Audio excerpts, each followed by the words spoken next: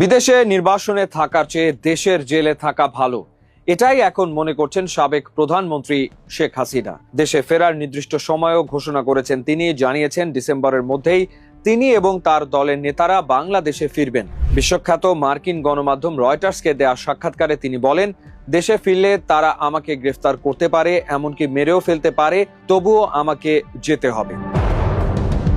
হাসিনার ফেরা নিয়ে অনেকগুলো প্রশ্ন এরই মধ্যে উঠেছে।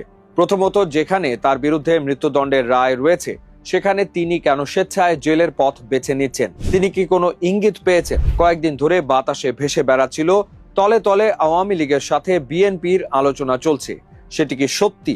ব্রিক্স সম্মেলন, তারেক রহমানের দিল্লি সফরের সাথে এর কি কোনো সম্পর্ক আছে? প্রথমে জানা যাক শেখ হাসিনা কি বলছেন। তিনি বলছেন তিনি ইতিমধ্যে ভার্চুয়ালি 125টি সংসদীয় আসনের নেতাকর্মীদের সাথে বৈঠক করেছেন। দলের নেতাকর্মীদের নামে হাজার হাজার মামলা রয়েছে, অনেকেই আত্মগোপনে। তিনি নিজে দেশে ফিরে গ্রেফতার হলে দলের তৃণমূল কর্মীরা আবার মাঠে নামার সাহস পেতে পারে। দ্বিতীয়ত, তিনি বলেছেন আওয়ামী লীগের রাজনৈতিক কার্যক্রম বর্তমানে নিষিদ্ধ। শেখ হাসিনা এই সিদ্ধান্তকে চ্যালেঞ্জ করতে চান।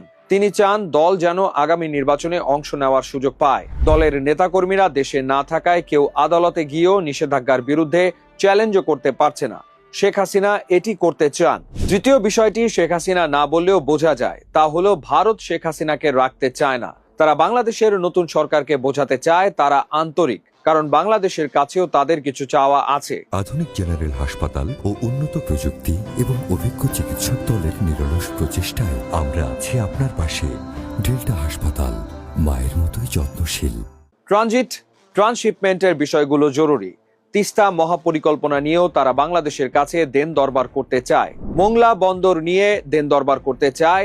এছাড়া বাংলাদেশের ব্রিক্স প্লাসে যোগ দেয়া, তারেক রহমানের ব্রিক্স শীর্ষ সম্মেলনে যোগ দেওয়া, এগুলো নিয়ে কথা আছে। বিশেষ করে সেপ্টেম্বরে ব্রিক্স সম্মেলনে তারেক রহমানের যোগ দেওয়ার কথা অনেকেই বলছেন, কিন্তু ভারত এখনো তাকে সেখানে আমন্ত্রণ জানায়নি। 2023 সালের ব্রিক্স সম্মেলনে শেখ হাসিনা অংশ নিয়েছিলেন। এবারে যদি তারেক রহমান যেতে না পারেন তাহলে কূটনৈতিক মহলে নেগেটিভ বার্তা যাবে। বাংলাদেশ ব্রিক্স প্লাসের সদস্য হতে চায়, সেই সম্ভাবনাতেও ধাক্কা লাগবে। তারেক রহমানকে ভারত তখনই স্বাগত জানাবে যখন বাংলাদেশে ভারতের স্বার্থ রক্ষা হবে। সেখানে আওয়ামী লীগ ভারতের দীর্ঘদিনের পুরনো মিত্র, সুতরাং তারা এই বিষয়টি নিয়ে খেললে অবাক হবার কিছু থাকবে না। কিন্তু সরকারের সাথে কোনো সমঝোতা ছাড়া শেখ হাসিনা কি দেশে ফিরতে পারবেন? কয়েকদিন আগেই ভারতের গণমাধ্যম এনডিটিভির সাথে সাক্ষাৎকারে শেখ হাসিনাকে প্রশ্ন করা হয়, বাংলাদেশের ক্ষমতাসীন বিএনপির সাথে আওয়ামী লীগের গোপন আলোচনা চলছে, সেখানে